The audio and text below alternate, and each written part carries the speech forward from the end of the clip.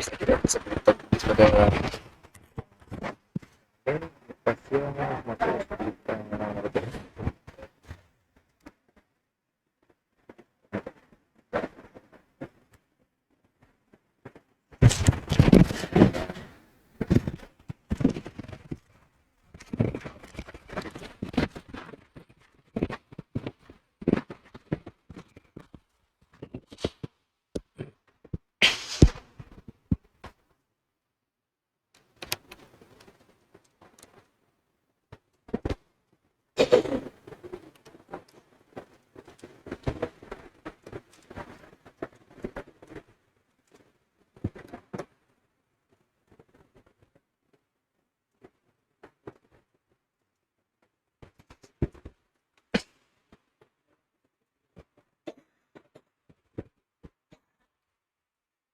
A'udzubillahi minasyaitonirrajim. Bismillahirrahmanirrahim. Assalamualaikum warahmatullahi wabarakatuh. Innal hamdalillah nahmaduhu wa nasta'inuhu wa nastaghfiruh wa na'udzubillahi min syururi anfusina man yahdihillahu fala mudhillalah wa man yudlil fala hadiyalah. Asyhadu an la ilaha illallah wa asyhadu anna Muhammadar Rasulullah. Allahumma salli ala sayyidina Muhammad wa ala alihi wa ashabihi ajma'in. Rabbi syrah li sadri wa yassir li amri wa halal 'uqdatam min lisani yafqahu qawli, amma ba'd. Tuan-tuan sidang jamaah dirahmati Allah Subhanahu wa taala, kita menyambung siri kuliah kitab Talbisul Iblis kita yang berada di akhir-akhir kitab sebelum kita berpindah pada buku yang lain. Jadi tajuk malam ini insya-Allah ada dua tajuk. Bab akhir untuk talbis iblis kepada orang awam, dan selepasnya kita akan masuk sedikit perbincangan agak panjang berkenaan dengan talbis iblis terhadap pemerintah. Okey. Lepas itu kita akan insya-Allah pada 2 minggu akan datang kita akan war-warkanlah untuk tajuk baru. Okey, kita akan melihat bab yang ke-53 muka surat 313. Menggugurkan anak ketika hamil. Berkata Imamul Jauzi, wa qad tastahinul mar'atu bi isqatil habal wa la tadri annaha idza asqatat ma qad nufikha fihi ar-ruh faqad qatalat musliman. Yang bermaksud, dan sebahagian wanita mudah-mudah menggugurkan kandungan dan dia tidak sedar sekiranya dia menggugurkan janin yang sudah ditiupkan roh ke dalamnya, itu berarti dia telah membunuh seorang muslim. Okay. Sebagai mukadimah tuan-tuan, bila sebut tentang pengguguran janin tu, banyak perbincangan. Sama ada sebab pertama perbincangan tentang sepakat ulama kalau bayi janin sudah berumur 120 hari. Yang itu pun ada perbincangan lebih cerita tentang bilangan. 120 hari pun ada perbincangan lain. Betulkah 120 hari? Maksudnya pengguguran sebelumnya, ia pun ada cerita lain. Tapi kalau selepas 4 bulan memang hukumnya haram. Hukumnya haram. Tetapi kalau berlaku sebelum, ada perbincangan lain. Mudarat, si mudarat dan sebagainya. Okey. Sebab saya pernah mengajar subjek falsafah perubatan di College Master Skill satu ketika dahulu. Maka orang putih pun mengambil pendekatan yang sama. Sebelumnya mereka menggugurkan bayi serba masalah bila-bila. Tapi turut mengambil pandangan daripada yang kita dah laksanakan, iaitu 120 hari, lebih kurang 4 bulan. Ceritanya dan betul saya bahas lah. Kadang-kadang 120 hari, sebelum 120 hari bayi memang hidup, cuma belum ada roh. Memangnya sudah ada degupan. Kalau kita scan baby, sudah ada degupan. Cuma persoalannya bila ditiupkan roh. Sebab disebutkan dalam hadis yang sahih, bila berumur 120 hari, maka ketika ditiupkan roh kepada seorang atau manusia, maka dicatat padanya 4 perkara dicatat baginya, celaka atau bahagianya, rezekinya, jodohnya, ajal dan mautnya. Okey, ya sahih. Okey. Cuma persoalan yang timbul tentang kes gugur bayi itu. Okey. Jadi memang kalau tuan-tuan lihat daftar kes anak tidak sah taraf di kawasan yang agak tinggi di Sarawak adalah di kawasan Melayu. Saya perlu sebutlah di sini, tapi di kawasan Melayu lah majoriti. Dan dalam masa yang sama juga kes pengguguran bayi pun agak tinggi. Okey. Jadi biasanya kes ini terjadi kerana nak nutup aib. Okay. Satu sudah pasti berzina itu memang hukumnya jelas-jelas haram lah. Bagi yang muhsan, maksudnya setelah berkahwin, sudah ada pengalaman berkahwin, maka ketikanya melakukan zina memang kita tahulah direjam. Okay. Adapun yang ghairu muhsan maka disebat 100 kali. Okay, clear. Itu satu kes yang tidak dapat dinafikan dalam Islam. Dan satu cerita lain, bila ada kandungan, maka cerita yang kedua adalah mudah-mudahan nak menggugurkan. Jadi ada dua isu situ. Satu berzina, satu cerita lain menggugurkan. Okay.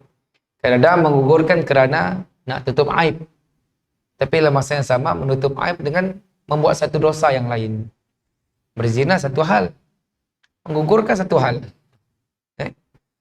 Sebab cerita lain adalah masyarakat kita tu kena dididik lah. Banyak isu yang timbul dalam masyarakat kita berkenaan dengan anak tidak sah taraf. Antara isunya adalah anak tidak sah taraf siapa jadi imam, lepas anak yang jijik, sedangkan benda itu tidak diajar dalam Islam. Bila masyarakat kita tersilap memahami isu-isu sebegini, menyebabkan ada tekanan-tekanan lain. Anak zina tuan-tuan bukan bermaksud anak yang kotor. Si perbuatan mak dan ayahnya memang haram, tapi anak tersebut tetap suci. Memang clear bah? Nabi tersebut lahir seorang anak seperti kain putih, terpulanglah mak bapaknya. Nak menjadikannya Yahudi kah, Nasrani kah, Majusi kah? Yang satu perkara. Okey, yes, poin yang pertama yang saya nak sampaikan. Jadi tekanan dan masyarakat menyebabkan perkara ini juga berlaku. Jadi kita sebagai orang ahlul ibadah lah, yang duduk datang ke masjid, yang dengar kuliah, maka kita kena memberi support. Ini sama kes dengan banduan yang keluar penjara, tuan-tuan. Ini telah melalui hukuman, tapi masalah orang kita tu menghukum lagi. Kawan dah kena hukum, keluar daripada jail, kita lagi hukumnya. Jadi habislah. Sedangkan dalam Islam diajar nak kullu ada khata'un wa khairu khata'nya tawwabun. Semua manusia itu berdosa, sebaik-baik yang berdosa mohon ampun kepada Allah Subhanahu wa taala. Datang seorang manusia yang membawa separuh bumi dosanya, tuan-tuan. Allah Ghafurur Rahim. Allah Maha Pengampun. Tapi kita lah sering miskonsep atau misunderstanding benda tu, menyebabkan isu seperti banduan, isu seperti orang yang telah melakukan perbuatan dosa, maka kita clear, semua kita jelas. Selagi matahari tidak terbit daripada arah barat, nyawa belum sampai ke tenggorokan, maka pintu taubat masih terbuka. Okey, jadi ia poin pertama yang kita kena clear lah. Kadang-kadang mudah sebab bila terjadi dengan anak orang, terjadi dengan jiran, kita kelakar hal orang mudah, kelakar tentang sanuk-sanuk tu mudah. Tapi kena dengan adik kakak sendiri, tamnya baru kita tahu macam ni rasanya. Saya ingat pesan mak saya. Apa katanya? Jadi kau kau tetap anak mak. Pesan mak kita ya. Jadi kau tetap anak mak. Jadi seburuk mana pun tuan-tuan yang berbuat dosa, kita kasih tahu kita tu sendiri jadi baik kerana Allah tutup aib kita. Ya, clear. Jangan kita bila melihat orang berbuat dosa, kita terus condemn. Tapi kita lupa, siapa yang tutup aib kita? Kalau Allah buka aib kita, confirm orang akan mendekati kita. Bagaimana kata hukam ulama, kalau dosa itu berbau, tuan-tuan, ada orang dekat kita. Jadi poin pertama yang saya nak sampaikan. Okay? Bila kita faham benda tu, maka kes-kes yang menggugur bayi itu semakin kurang. Bukan bermaksud kita nak menggalakkan zina, no. Jangan jump to the conclusion, no. Lihat nyapu situasi dulu. Okay. Macam kes siapa? Orang yang didakwa mencuri ataupun didakwa benda yang didakwa belum lagi salah. Kita datang tumbuk mati kawan. Cek bukannya curi, apa cuma orang kita terlalu cepat untuk menghukum. Ada sikit iklan Thailand sama aja.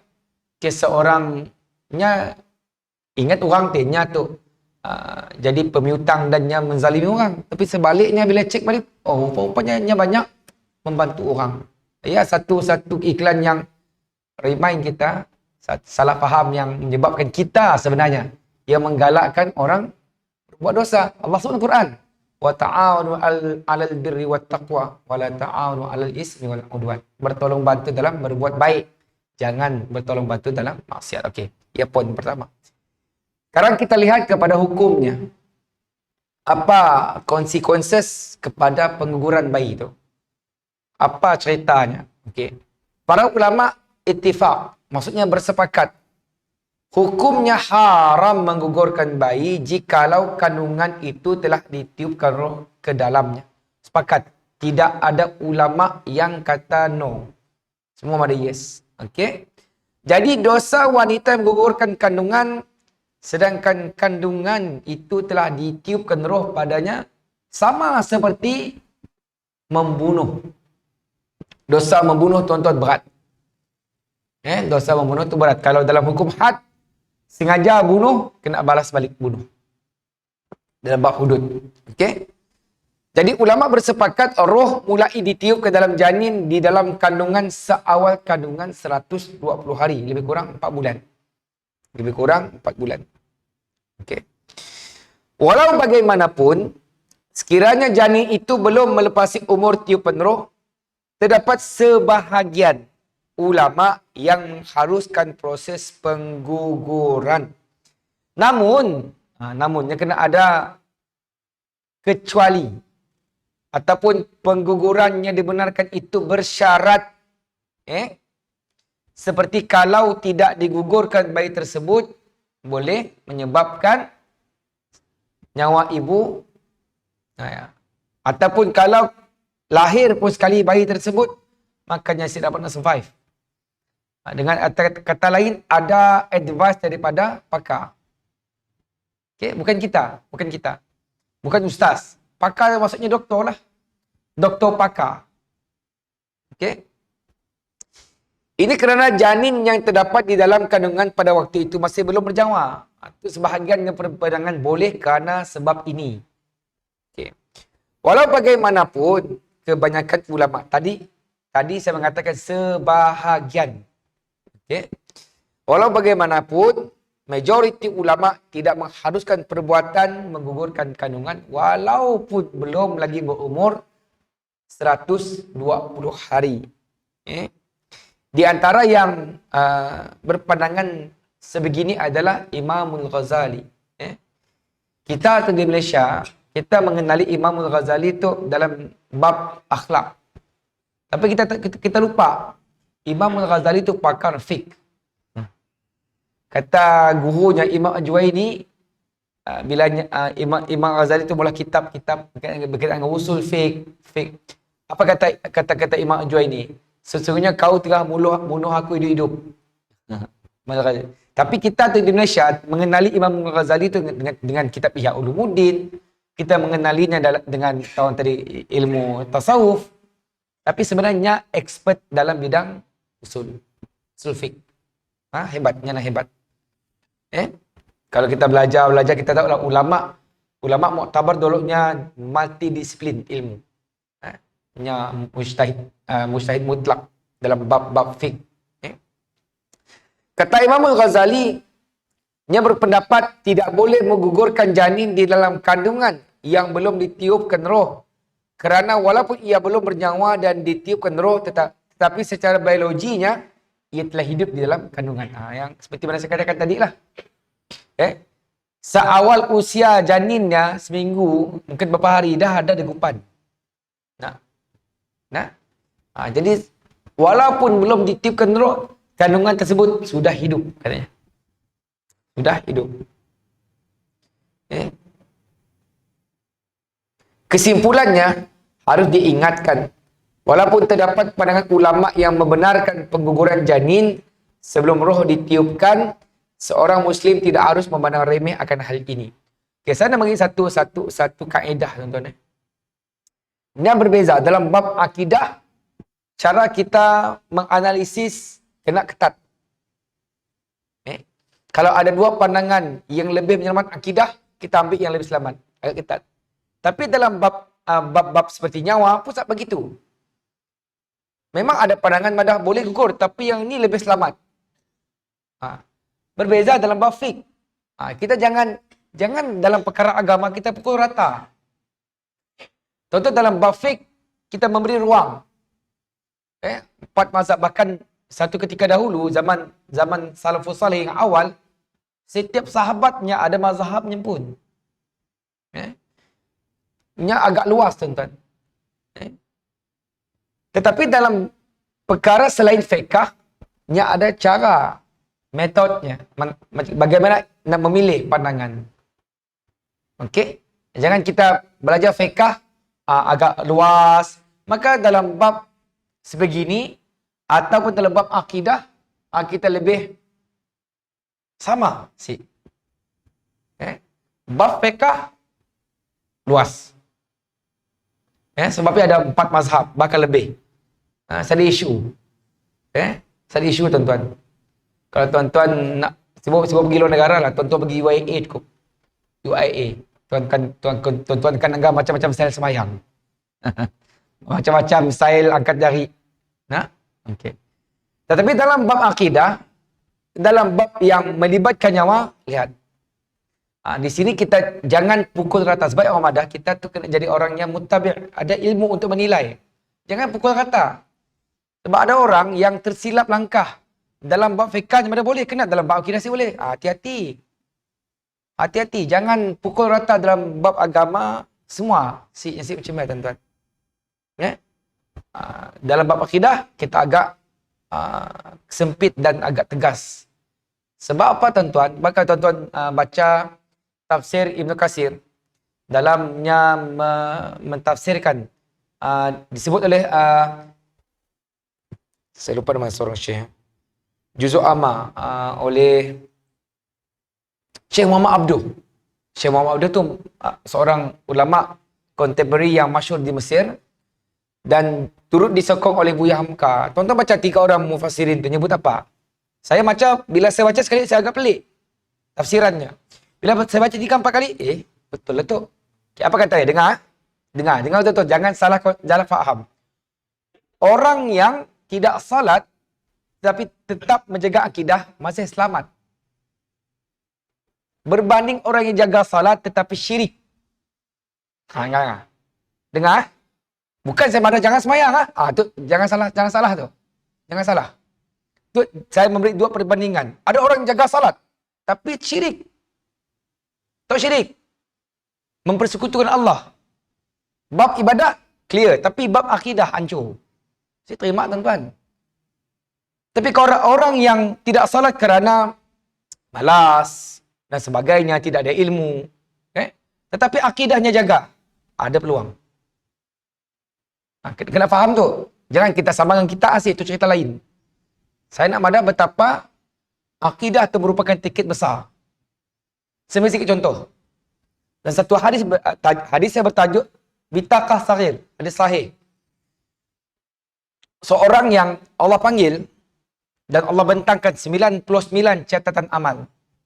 Satu catatan amal seluas langit. Dan semua catatan amal tadi semuanya dosa, tuan-tuan. Maka Allah bertanya dengan manusia tadi, si fulan tadi, ada apa-apa catatan yang engkau nak nafikan? Kita tontonan gaya Allah semua. Macam ni apa? Kita bila polis traffic nunggah untuk bayar saman nak menafikan apa? Memang freight number kita dalam gambar ya. Kita nak nafikan lagi. Saya dapat tuan-tuan. Nah, clear bah. Jadi bila perkara tersebut berlaku dengan si fulan tadi, maka pasrah. Memang saya ada tempat lain, kita memang neraka. Maka kata Allah, sesungguhnya aku tidak menzalimimu. Maka dikeluarkan satu kad, dalam bahasa Arab bitaqah. Bitaqah saghir, kad kecil. Yang tertulis, La ilaha illallah. Tertulis, La ilaha illallah. Maksudnya, syahadah. Maksudnya akidah yang mantap, yang betul-betul. Akhirnya kerana kad kecil ya, letak atas timbangan neraca timbang tuan-tuan berat. Berat neraca timbang tu yang dosa 99 catatan mati jadi ringan. Tu nyebut asasnya. Jadi benda tu yang sebabnya lah kalau tuan-tuan baca satu ayat Al-Quran, Allah ada apa? Allah tidak mengubah nasib sesuatu kaum itu sehingga kaum itu mengubahnya. Apa cerita? Memang ayat tu boleh dipakai dalam kitab cerita, bab nasib, bab kerja. Tapi kalau tuan-tuan buka tafsirannya, dia cerita tentang akidah. Kita tu Islam tuan-tuan, kena jaga. Sebab ya saya selalu mengulang bahawasanya iman tu kena dijaga. Ya, selagi kita menjaga akidah kita dan kita mantapkan ibadah kita, insya-Allah. Tapi kalau kita menjaga ibadah kita, akidah kita si upgrade, kita si belajar. Ya? Bila dalam Al-Fatihah kita ada iyyaka na'budu wa iyyaka nasta'in, hanya kepadamu kami menyembah dan hanya kepada kami memohon pertolongan. Tapi kita asyik memahami konsep ya, kita minta juga dengan batu lah, minta dengan musik kerana batu tu si aku dapat murah rezeki tengah. Benda yang bermain di mulut tetapi benda itu berkaitan dengan akidah. Jadi sama tuan-tuan, saya nak cerita tu simple tetapi kefahamannya besar sebenarnya. Sebab apa sebenarnya talbisu iblis tadi? Belajar agama tu bukan kerana nak cari makan, bukan kerana nak populasi. Belajar agama tu kerana kita nak menyelamat hidup kita di dunia dan akhirat. Dan jangan salah tuan-tuan. Jangan salah menilai perkara-perkara berkaitan dengan akidah, ibadah, akhlak dan sebagainya. Okey? Kadang ada word-word sebahagian orang kita tu membunuh agama. Contohnya, kalau Allah izinkan apa salahnya? Habis. Yang membuka satu ruang yang sangat besar dalam membunuh kefahaman agama. Kalau Allah izin apa salahnya? Jadi bermaksud semualah boleh. Semualah boleh. Apalah guna syariat? Okey. Jadi apa yang perlu diberi perhatian kata pentahqiq kitab tu adalah bagaimana mengatasi masalah zina daripada berluasa. Kebanyakan kes pengguguran anak berpunca daripada perbuatan zina. Perbuatan zina adalah perbuatan yang amat disukai iblis. Jadi ya sebenarnya poinnya tuan-tuan. Saya dah ceritakan di awal tadi, kita sebagai masyarakat yang ta'awun, bertolong tuan-tuan. Orang dah mula salah, jangan ditambah lagi salahnya. Hentikan. Sebab apa yang Nabi sebut? Barang siapa yang melihat, man ra'a minkum munkaran, barang siapa melihat kemungkaran, fal yughayyiruhu biyadihi, fa man lam yastati' fa bilisanihi, man lam yastati' fa biqalbihi, wa dzalika adhaful iman. Hadis Bukhari sahih. Okey. Bila kemungkaran tuan-tuan try untuk stopkan mengikut kemampuan masing-masing. Jangan dibiar ataupun kita yang memberi impact negatif. Kadang-kadang kita sip perasan. Tapi kadang-kadang bila kita melihat cermin, oh kita berbuat salah. Macam seperti kes banduan tadi, kes zina. Kita yang sebenarnya menggalak, tapi kita sip sedar. Okey, macam kes miak datang ke masjid. Adalah dulu satu cerita dulu kecil-kecil. Dan meninggallah imam. Semoga Allah merahmati, mengampuninya lah. Bila orang datang ke masjid dan biak, nak nama biak tuan-tuan. Bisin lah, ni ada. Mun orang tua bisin pelik. Biak bisin standard benar. Nama pun biak. Sebab kalau tuan-tuan pergi di negeri-negeri Arab yang masjid besar-besar, ada ruang tempat biak bermain. Atau kalau tuan-tuan pergi ke Masjid Putrajaya atau KLIA, Masjid Besi, yang ada bilik kemiak main. Atau di sebahagian di negeri Turki, Nya ada ruang miak main bola dalam masjid ya. Bukan kawasan sembahyang. Okay. Jadi ceritanya, datang miak marah. Seorang hamba Allah ni, imam macam marah. Kita orang tu datang masjid, bisin. Pulang je kita orang, hibur ke masjid. Hibur ke masjid, buatnya nak hibur ke masjid.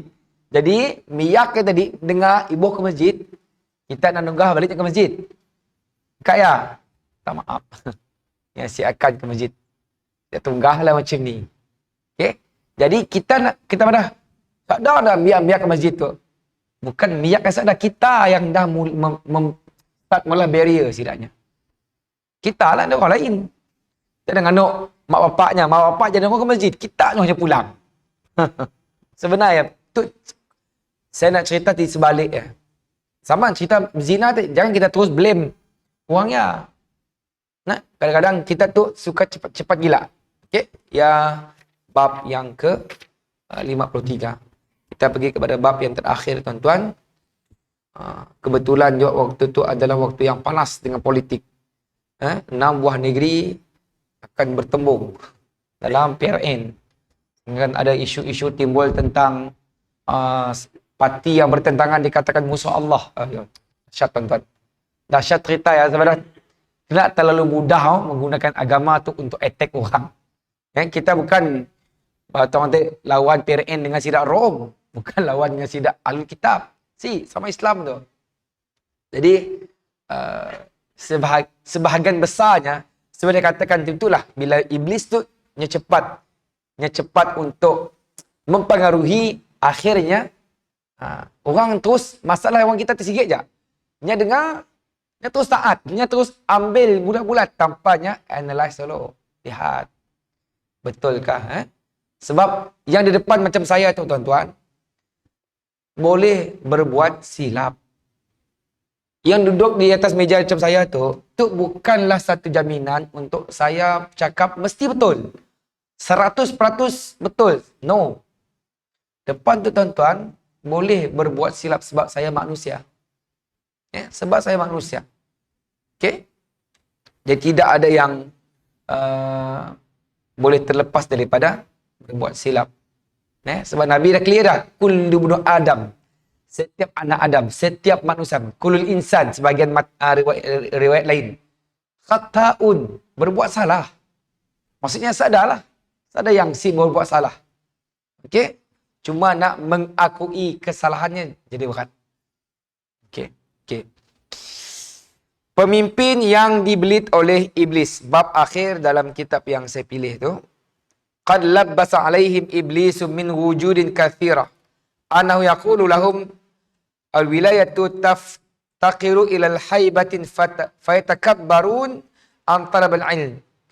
Wa mujalasatil ulama bi'araihim fayatlafuna ad-din wal ma'lumu anna taba'a yusraku min khifalil mukhalitin. Fa iza kharatu mu'assiri ad-dunya al-juhal bisyar'i suraqat tab'u min khisalihim ma'a ma indahu minha wala yara ma yuqawimuha wala ma yazjuruhu anha. Telah diperdaya pemimpin oleh iblis dengan pelbagai tipu daya. Antaranya akan dibisikkan kepada mereka bahawa kepimpinannya memerlukan kepada imej yang kelihatan hebat. Akibatnya mereka sombong daripada terus menuntut ilmu dan bersama berbicara dengan ulama dengan hanya menggunakan akal mereka. Sekarang kita lihat, tuan-tuan, saya akan sebutlah mana-mana pemimpin walaupun benda itu berlaku. Ada pemimpin yang suka kelakar tanpa skrip. Ada yang bukan ahli kelakar bidangnya, bukan bidangnya. Nya orang politik kelakar bab agama, nya akan jumpa benda yang rosak. Okey. Jangan katakan orang politik. Orang agama pun ada certain term agama pun saya faham. Baru kan saya pernah cerita saya menemuduga pegawai bakal pegawai. Baligh dengan mumayyiz pun saya tahu. Macam ni, tuan-tuan. Baligh dengan mumayyiz, pegawai. Sarjana muda pengajian Islam. belum cerita abal fitnah lagi dan sebagainya lah. Nah, ada yang si tahu yang mazhab akidah pun ada alirannya. Hanya ingat mazhab fiqh ada aliran. Banyak lagi lah poin-poinnya. Okay? Jadi orang yang merasakan dirinya hebat, kata Ibnu Jauzi, mereka sombong daripada terus menuntut ilmu dan bersama berbicara dengan ulama dengan hanya menggunakan akal mereka. Akal, tuan-tuan. Ya? Sehingga merosakkan agama.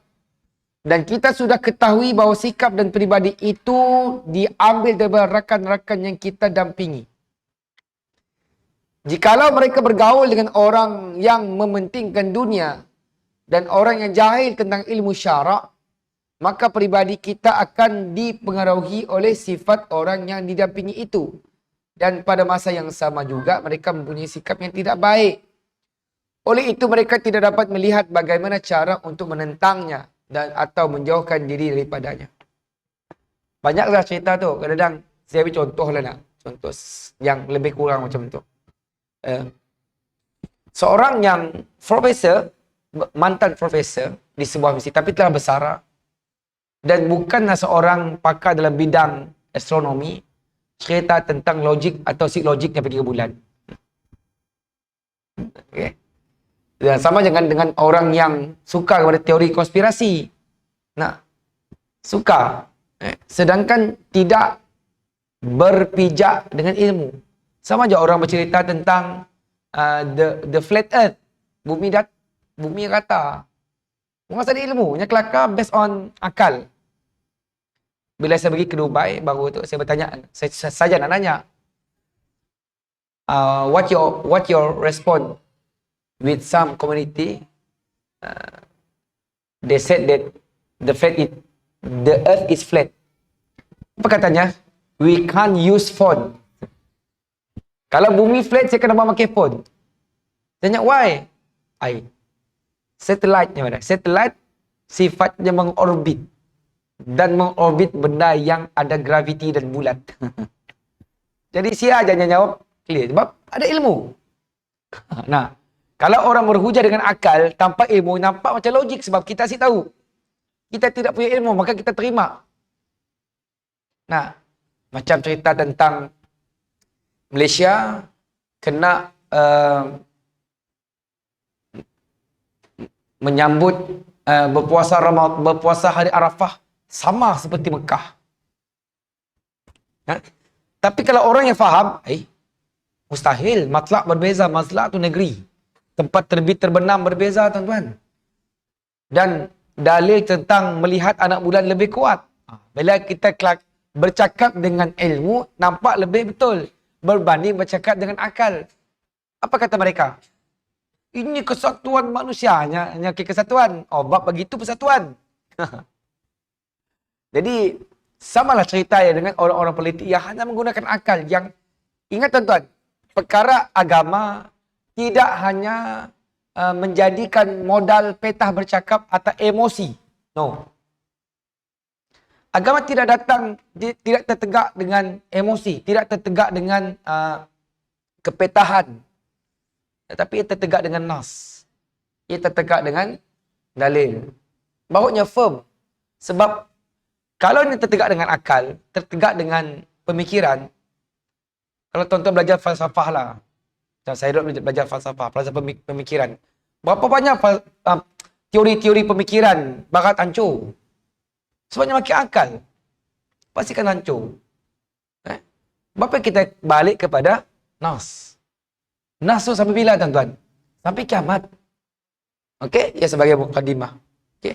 Bukanlah bermaksud saya mengatakan tidak memerlukan akal. No. Dalam perkara agama, kena datang nas dulu, baru datang akal. Dan perkara agama. Bukan akal dulu, baru cari nas. Kalau akal dahulu, kemudian cari nas, masalah. Sebab nas kena lihat. Memang, kalau tuan-tuan belajar tafsir, memang lafaz Quran, ada tafsirnya, memangnya lafaz umum. Boleh dipakai dalam semua benda. Tapi kalau perkara-perkara berkaitan dengan agama, cek. Jangan ambil sebarang nas, okey kita berhujah. Yang akan attack kita semula. Okey? Okey, kita lihat tuan-tuan. Yang pun syarah. Belitan-belitan iblis terhadap pemimpin boleh datang daripada pelbagai sudut. Maka kata pentakir kitab, ia akan menyebutkan beberapa sudut menurut Imamul Jauzi. Okey. Dan harus diingat, pemimpin yang dimaksudkan di sini tidak hanya tertumpu kepada pemimpin negara semata-mata. Sebab Nabi sebut kullukum ra'in wa kullukum mas'ulun an ra'iyatihi ila akhir hadis. Setiap kamu adalah pemimpin dan kamu akan bertanggungjawab dengan apa yang dipimpin. Sehinggalah hadisnya panjang sampai cerita tentang seorang isteri pemimpin kepada rumah tangga, pemimpin kepada harta suaminya. Maka semua kita tu pemimpin. Sebab kita akan ditanya dengan apa yang dipertanggungjawabkan. Okey, pertama, pemimpin itu akan dibelit oleh iblis dengan bisikan-bisikan yang membisikkan kepadanya bahawa seorang pemimpin itu mestilah nampak hebat di hadapan orang lain. Pemimpin mesti nampak hebat di mata orang lain. Jikalau berjalan, tu penulis kitab menyebutlah, bukan saya nyebut. Jikalau berjalan, mestilah ditemani oleh pengawal-pengawalnya.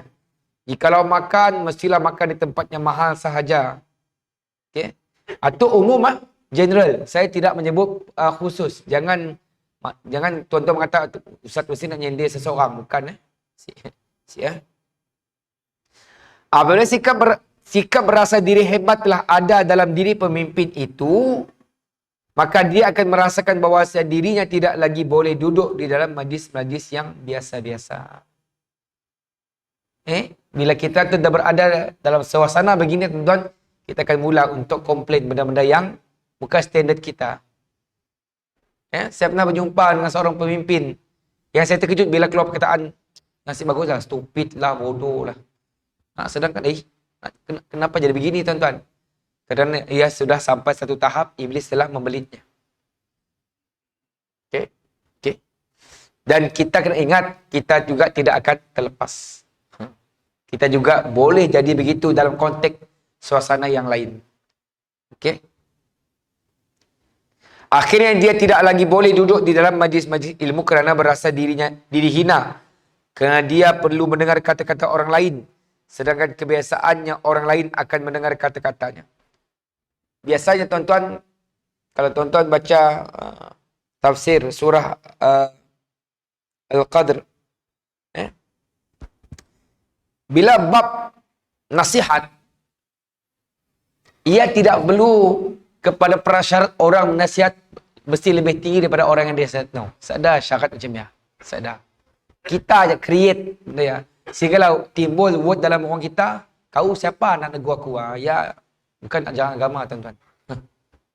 Hatta nasihat datang daripada seorang kafir kah, seorang biak sekalipun, terima tuan-tuan. Nasihat tu tidak bersifat eksklusif. Cuma cerita nasihat depan orang, belakang orang, ya cerita lain lah. Cuma dari sudut nasihat, whoever. Macam saya tu ustaz, si semestinya tuan imam si boleh nasihat si. Nah, bila kita ustaz, baca kita silap, orang lain negur. Kau siapa nak negur aku? Kau kan ustaz? No. Kita boleh mula salah. Bila orang negur, ya alhamdulillah. Terimalah nak dah salah. Aku ialah salah. Cuma masalah bila dah tinggi gila, maka tidak merasakan dia salah. Dia merasakan orang lain yang silap. Okey. Dan lagi bahaya apabila tidak ada ilmu. Bila tidak punya ilmu, maka lebih mudah untuk dibelit oleh iblis. Kadang-kadang dengan sesama Islam kita susah nak berbaik, tapi dengan bukan Islam kita mudah nak berbaik. Isu besar lah. Dengan Yahudi, Nasrani, kita boleh berbaik-baik, cia minum. Bila sama Islam, kawan berbeza aliran, kita nak masalah orang kita. Tapi bukan dengan ilmu. Hanya ikut-ikutan. Ikut saja. Tanpa ada sebarang ilmu. Maka mudah untuk membawa kepada satu yang tidak harmoni. Apabila seseorang pemimpin itu tidak mempunyai ilmu, maka setiap keputusan yang diputuskan adalah berlandaskan akal. Dan bila sebut akal, tuan-tuan, akal kita tu berbeza. Saya madah A, mungkin Tuan Imam madah B, Ustaz Osman madah C. Yang cakap sama, tuan-tuan. Saya madah kacak tu, Tuan Imam madah C kacak. Saya madah, bolehlah sikit. Nah, baik kalau tuan-tuan mesyuarat, dapat senang memutuskan satu keputusan. Bukan senang, tuan-tuan. Bukan senang. Kalau senang bukan macam juri pertandingan tilawah, bukan senang nak memutus sebab dia ada poin 5, poin 3. Okay. Sebab ilmu, tuan-tuan, bukan berlandaskan akal semata-matanya, kena pergi kepada yang first, agama dulu. Macam Jabatan Mufti, bila nak mengeluarkan satu hukum, kena adanya pun station dulu. Bukan terus keluar. Ambil kitab, first Quran, hadis, ijma', turun. Ulama pun lihat. Nani mu'tabar, nani yang kurang mu'tabar, sampailah mutaakhirin. Yang bukan terlalu mudah. Semudah begitu, tuan-tuan. Malah, lebih malang lagi sekiranya pemimpin itu dikelilingi. Tu bahaya. Lebih malang bila seorang pemimpin itu, seorang ketua itu dikelilingi oleh orang-orang yang jahil, yang membodek, yang mengipas dan mengampu. Okay, kita beri laluan azan, selepas itu kita sambung. InsyaAllah. Tuan-tuan dan rahmati Allah Subhanahu wa taala, kita sambung sikit lagi pasal kita tangguh. Kita sambung sekali sikit. Jadi lebih malang bagi seorang pemimpin yang tidak punya background agama, terus mempunyai orang-orang yang jahil kelilingnya. Jadi mereka terus membenarkan apa yang salah yang keluar dari mulut pemimpin atau ketua tersebut, sebab tidak bukan selain membodek. Jadi sebab itu amat penting bagi orang yang berilmu dan taat pada agama mendampingi pemimpin-pemimpin yang menegur pemimpin tersebut. Jikalau apa yang dibuat menyimpang. Sebab, tuan-tuan, kita pernah baca yang awal-awal dulu. Pemimpin yang tidak ditegur, mungkin ia akan merasakan apa yang dibuatnya betul. Sedangkan dia tidak ditegur kerana sebab yang lain. Dan orang yang menegurnya pula tidak ada konflik of interest lah. Tegurkan, tidak tegurkan, rezeki itu milik Allah Subhanahu wa taala. Jikalau orang yang mendampingi pemimpin itu orang jahil dan membenarkan kata-kata yang salah, lama-kelamaan pemimpin itu akan merasa dirinya saja benar. Makin lama makin keras. Tahu tadi, aku je betul, kita orang semua salah. Dan sampai ke satu tahap, ia pergi kepada lebih teruk daripada menyembah Allah dan akhirnya menyembah dirinya sendiri. Itu yang ujungnya. Sebab itu berlaku sebahagian Sufi Batini, ajaran Sufi yang sesat, tuan-tuan. Kadang-kadang kita lihat modus operandinya menuju kepada mengagungkan Tok Guru. Ya, modus operandinya. Sehingga kan orang yang belajar boleh belajar orang lain dengan aku je. Aku seorang je. Akhirnya rosak, tuan-tuan. Rosak. Bila tidak dapat ditegur, bila tidak dapat menerima perbincangan. Jadi bila sampai ke tahap ini, tuan-tuan, pemimpin-pemimpin agama kah, pemimpin-pemimpin politik sama, ya tuan-tuan. Maka bila sampai ke tahap ini, maka iblis telah berjaya memainkan peranannya 100%. Disebabkan itulah timbulnya pendapat dalam kalangan pemimpin yang mengatakan bahawa apa yang diajarkan oleh Al-Quran dan As-Sunnah kepada kita sudah tidak sempurna dan tidak sesuai diamalkan pada masa kini. Memang ada orang yang begini, tuan. Mengatakan Quran dan hadis itu perlu dilihat semula, perlu dinilai semula. Dan Allah Subhanahu wa taala telah menegaskan perkara ini dalam surah Al-Maidah ayat 3. Al-yawma, Allah sebut, al-yawma akmaltu lakum dinakum wa atmamtu alaikum ni'mati wa raditu lakumul Islam madina. Pada hari ini aku sempurnakan bagi kamu agama kamu, dan aku telah cukupkan nikmatku kepadamu, dan aku telah redha Islam itu menjadi agamamu. Maksudnya agama itu dah sempurna, tuan-tuan. Sebelum kita madah, perlu dinilai semula dan sebagainya. Dan apa yang telah diajarkan oleh agama itu adalah untuk sepanjang zaman. Contohnya ada seorang peguam yang terkenal yang mengatakan, tudung tu zaman dulu je, zaman Arab je. Kita tinggal di Malaysia, buat apa perlu tudung? Tangan kita. Yang pakai akal. Tanpa yang memahami konsep menutup aurat. Sebab ada certain ayat Quran, kena dilihat tafsirnya. Bila yang melabuhkan tudung, jadinya si faham konsepnya ataupun bahasa Arab sendiri. Bila dilihat terjemahan direct, si melihat tafsirannya, kan ada misunderstanding di situ, tuan-tuan. Okey. Jadi insya-Allah kita akan sambung lagi sikit, tuan-tuan, berkenaan dengan pemimpin tu. Ada kedua dan seterusnya kita akan habislah. Insya-Allah sekali perjumpaan ini kita akan habis. Kesimpulannya, tuan-tuan, ada dua perkara.